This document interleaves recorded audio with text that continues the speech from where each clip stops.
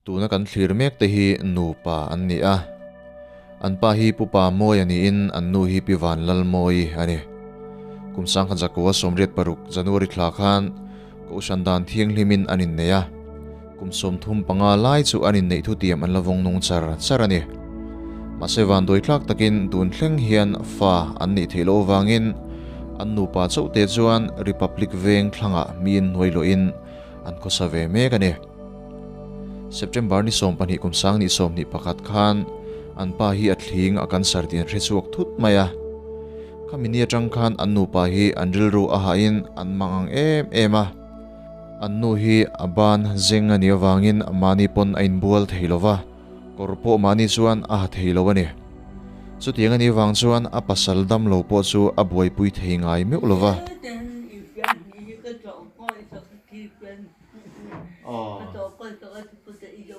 Isong ay law kay cho nang man di itinin ko to pang ataro dam doy na rin chuok che ti dami khoi dam doy ni no bi dam ma ka len bo ba kan sa hospital lang imo kay ni hizo inspiration te kan niya mo dam lo te mun sang sang ati hian kan kwal thina insan sin hi mi pakhatin min lon thila mo he chu tin i chuan an nu pa in line to me mai izumu shim tiang kan tia kanon leng thla mo chu insan chin vel te in nu pa chan chin vel te hriat chin kan du deuh leka ti kumangin ni kha bang pon ni se ra duka sang ka ko somret paruka mo chuan kaminu khan in tian fa point nei lawa nei lo inin zui chara inin tian in nei chara tero natingi fa in nei thilo na san shelo mai ka nyang ani tak chu ba than te lo mai lo ni tero ani mai lo ma se digan in thalo vi nom chara ro pui le mai tero kumengza moi ni to kha iti kha rukli ni to ka pu hi kumsom sari inin thawlo hi tero chuan covid te ka inva ve mi Beinang ve lo mo ban lo be me lo putan dara imo en to ni se mo i poisa kan rem cha nang tokin kan lo chan pui veng cheu abro pui ve poisa hei oi ha thelo mo kan ban non tak thin sang ni sang thum sang li hian cheng sang lin kan lo chan pui ang cheu kan in ma mo na piang ai lo mang don nia le hi lom takin pathian mingin kan hla na cheu kan lom lu tuk lal pa ban tu ko ni ngat van lo om ve kan lo lu tu imo kapu hi engti ka changin na chan kha mai ta cha tang han ni ta sha cha ka lo mo chu nang man ti hen thiang ang in kol ta tero kai ani le mo an boi thlak deu sang te nei em nei be anh tin đầm đấy là anh cái ai tết ai dùng nên cha cái gì là ba ui cái giặc cái lúc tục là nó hành đặc sự mình tôi ban chú lắm chẳng hạn anh ông thô là mình tia hay tôi chẳng hạn cái tia giặc cái tự gì giặc cái lẩu tự gì không ta mà sẽ giả lì thì bốn này lấy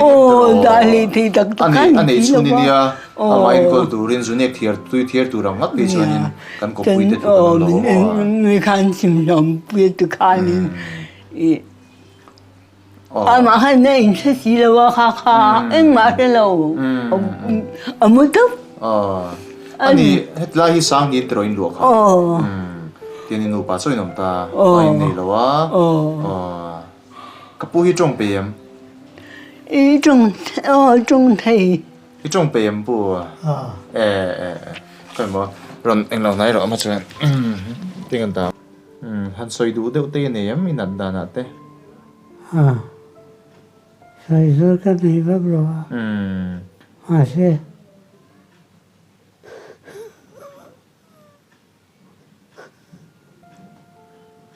Trap su po anh tin mo mà sẽ ăn sữa rồi đấy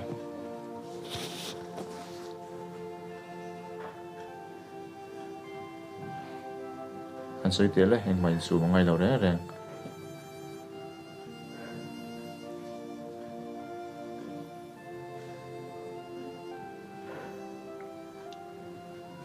Thế có phải chứ?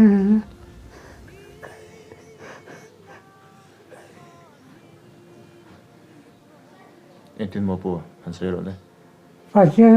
cái gì? anh tin nghe gì Phải chứ nên là cái gì? Cái gì đó mà. bắt thiên hiện đam này deal chín mo mo anh po ni sẽ là lâu bây đồng lâu là thế rồi anh tham lệ vắt tu ra ngay ang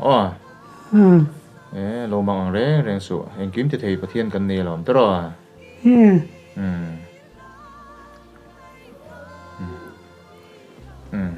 phải tiếng xin trả là thế rồi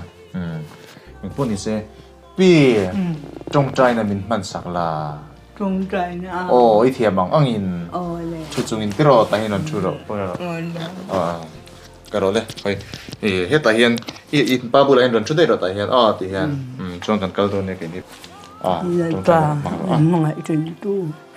Thế vậy đó. Để mình sống tâm. Để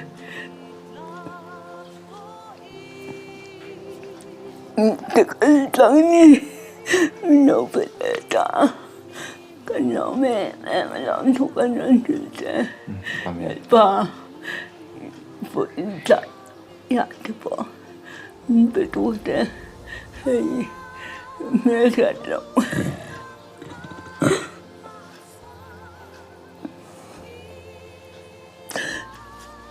tu tới đi bỏ ra đâu em nên phải là thân nội mẹ nên là khăn lọ em mà làm thuộc anh chuyện thế và anh cái này là dễ tu lại vợ nó mình bé mình ông vui là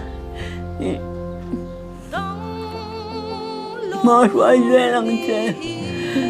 không đâu nó không phải sao thì sao nên cái này đi lại sao Hãy subscribe